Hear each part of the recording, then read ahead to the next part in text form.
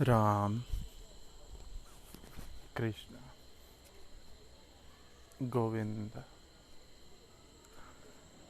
सत्संग का अर्थ सत्य का संग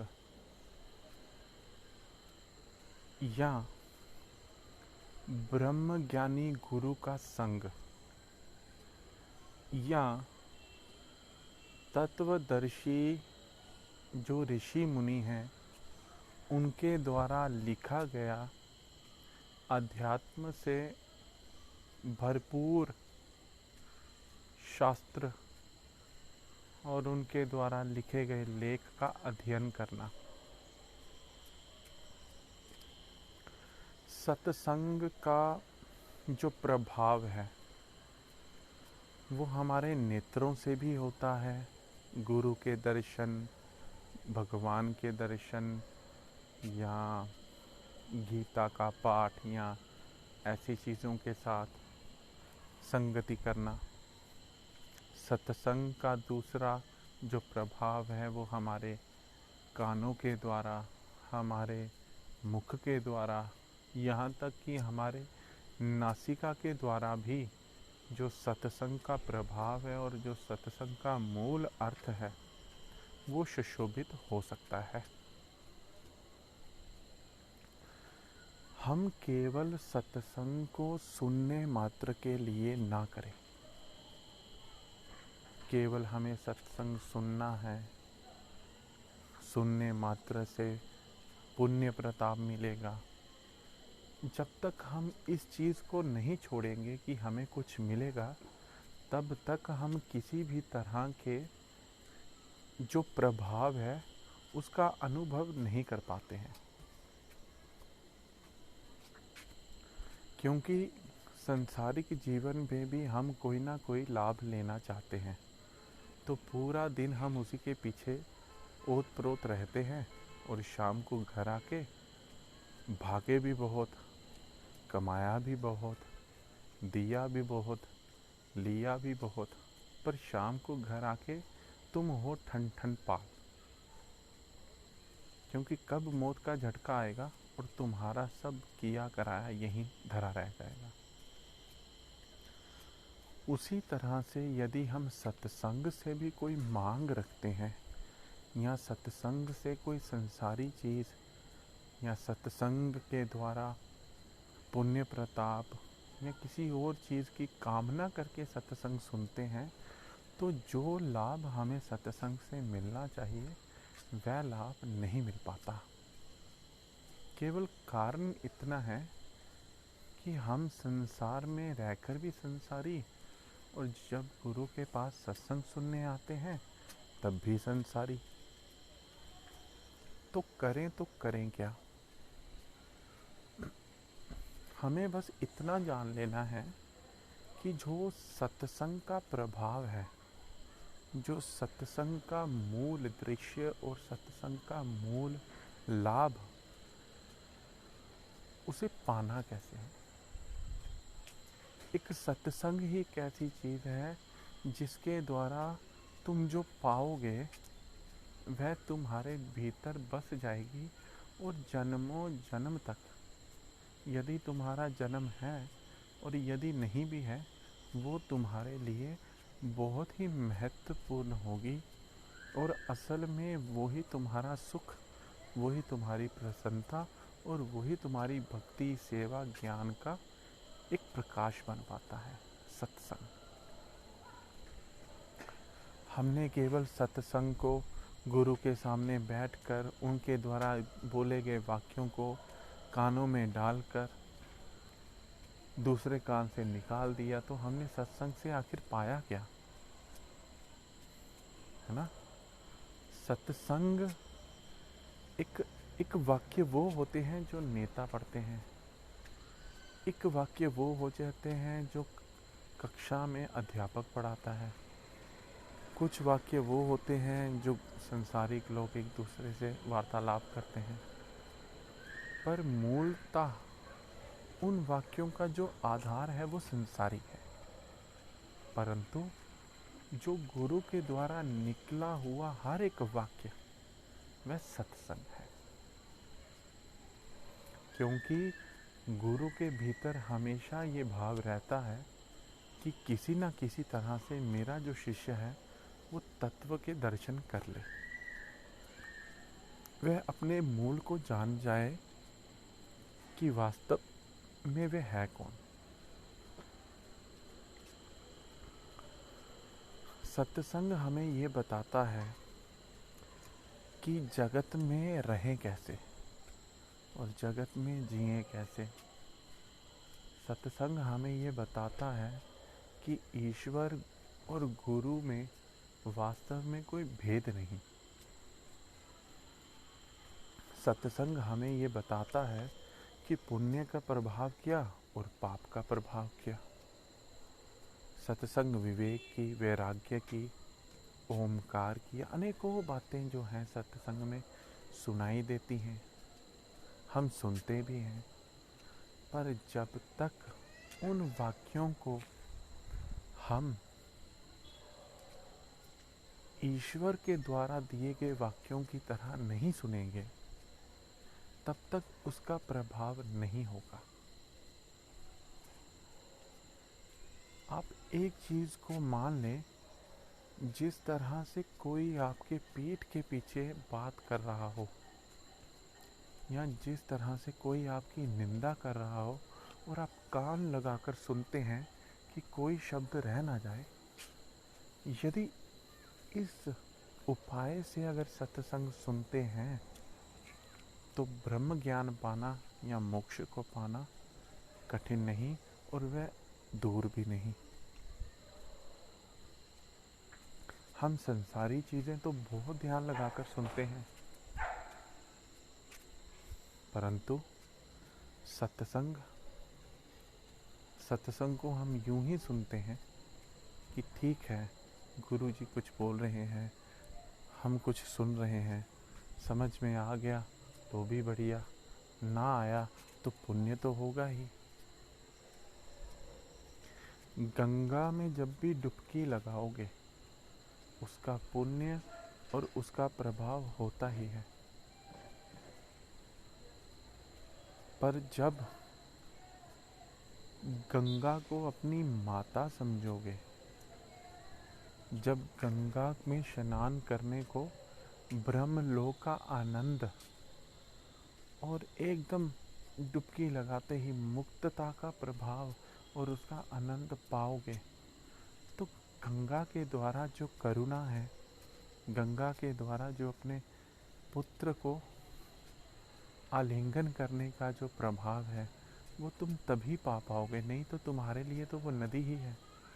तुमने डुबकी लगा दी तो भी बढ़िया, ना लगाई तो भी बढ़िया, पर गंगा तो अपना काम करेगी ही ना। हाँ, कुछ को वह आलिंगन करेगी और कुछ आलिंगन करने से पहले ही संसारी प्रभाव की वजह से बाहर हो जाएंगे, तो वह आनंद नहीं ले पाते। इसी तरह से सत्संग में जब तुम बैठो और गुरु जब कोई तुम्हें ज्ञान की बात, वैराग्य की बात या कोई भी बात समझा रहे हो, उसे बड़े ही गौर से समझो, बड़े ही गौर से। फिर चाहे वो समझ आए या ना आए, कोई बात नहीं। तुम गीता को जितनी बार भी पढ़ोगे उसमें हर बार तुम्हें एक नया आनंद और नई चीज समझ में आएगी। हर बार उसका अर्थ कुछ बढ़कर निकलेगा, हर बार। उसी तरह से गुरु के शब्द बोले गए तुम्हारे भीतर चोट करते हैं, तो उस चोट को काम करने दो, अपने भीतर निखार लाने दो। वो तभी हो पाएगा जब गुरु को तुम अपना आपा सौंप दोगे और जब तुम गुरु के होकर सत्संग सुनोगे, तब। यूं ही नहीं, कह देने से नहीं, केवल कह देने से नहीं, कर देने से। सत्संग का प्रभाव इतना है कि श्री रामचंद्र और श्री कृष्ण जी सत्संग सुना करते थे अपने गुरु के मुखारबिंद से।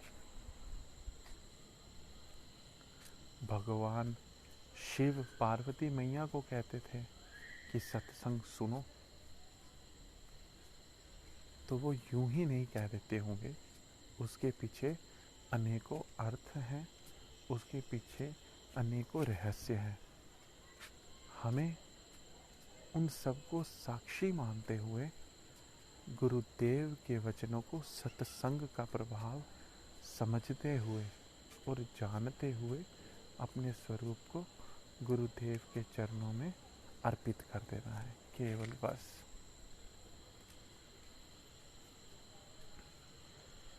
आज के इस दौर में जब हर एक व्यक्ति संसार में भाग रहा है ना, हर एक काज के लिए, क्योंकि सबको सुख चाहिए, सबको आराम चाहिए, पर मांग रहे हैं वो सुख और वो जो चैन है संसार से। संसार एक उबलता हुआ ज्वाला की तरह है और इसे शीतल तभी जाना जा सकता है जब तुम शीतल गुरु के मुखार बिंद से शीतल सत्संग का भेद जान पाओ, केवल तब।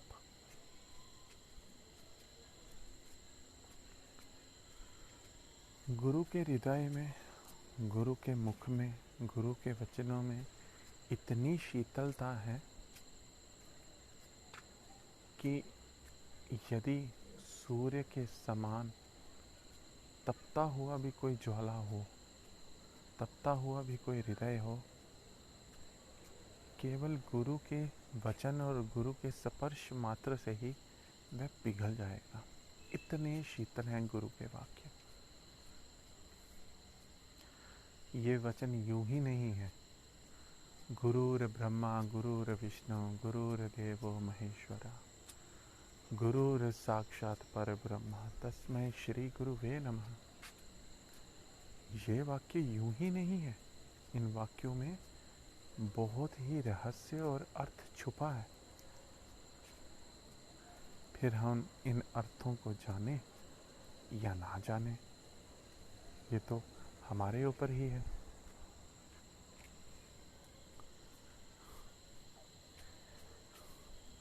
इसलिए सभी से ये अनुरोध है और ये समझें तो प्रार्थना भी है, क्योंकि ये समय जो है सांसारिक गतिविधियों में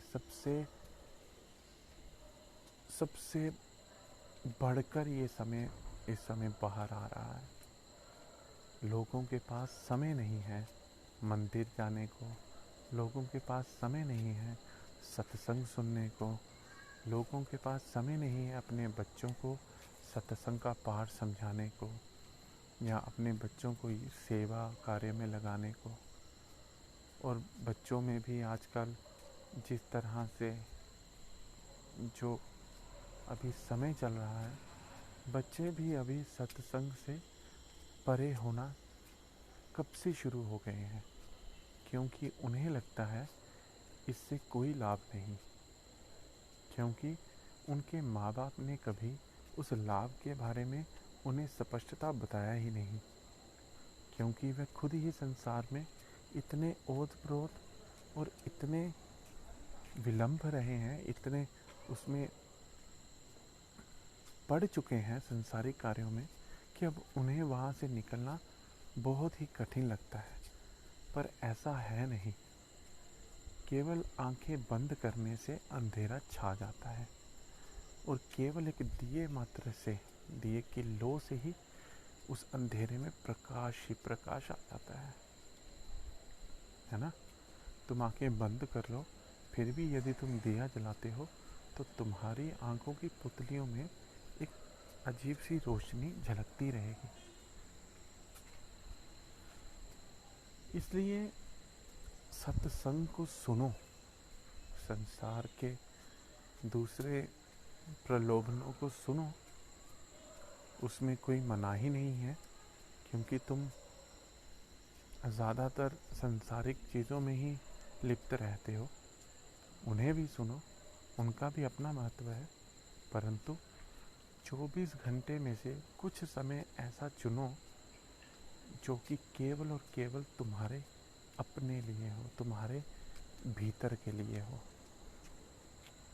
उस समय ना तो संसार की बात करो, ना तो संसार का अर्थ समझो, और ना ही संसारिक गतिविधियों में किसी हलचल पर अपनी तरफ से कोशिश करने की, हल करने की कोशिश करो, है ना। कुछ भी होता हो, तुम्हें उस समय कोई अर्थ नहीं है। और यदि जब तुम पूजा करने बैठे भी हो, विक्षेप हो भी जाता है, तो घबराओ मत। ये सब गुरु जी और भगवान हर एक व्यक्ति को जितना उसका करने की कार्य क्षमता है उसमें बढ़ाने के लिए मदद करते हैं। तो जब तुम विक्षेप हो जाते हो तो तपस्या भंग हो जाती है। इसलिए कोई कुछ भी करता रहे, कोई कुछ भी कहता रहे, तुम्हारी तपस्या केवल प्रसन्न रहने की है, बस। यदि तुम प्रसन्न रह गए तो तपस्या में गुणी हो, यदि नहीं, यदि क्रोधित होते हो, विक्षिप्त होते हो, तो तुम अभी बालक हो, तुम्हें अभी और जानना है।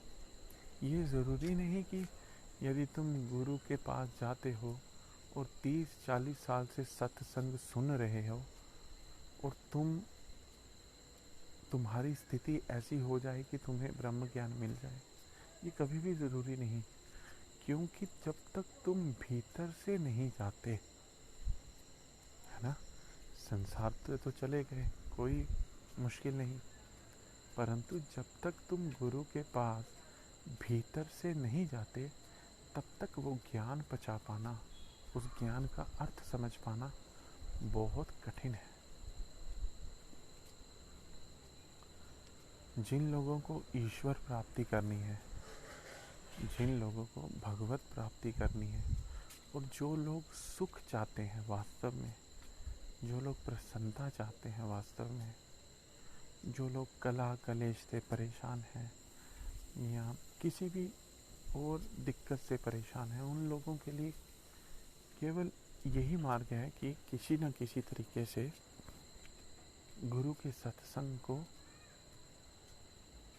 गीता के ज्ञान की तरह समझकर उसे अपना लो, बस, और कुछ भी नहीं करना। जो गुरु समझाते हैं उसे करने की कोशिश करो। कभी कर पाओगे, कभी नहीं, फिर भी हार नहीं माननी, करते रहना है ना। कुछ अच्छे के लिए तो कोशिश करो। यदि हम बुरे के लिए कोशिश करते हैं तो अच्छे के लिए कोशिश क्यों ना करें। और इस कोशिश में यदि जन्मों भी लग जाते हैं तो सौदा फिर भी सस्ता है, क्योंकि किसी न किसी जन्म में तुम मुक्त हो जाओगे, यदि गुरु को तुमने सही रूप से जान लिया और गुरु को सही रूप से मान लिया तो।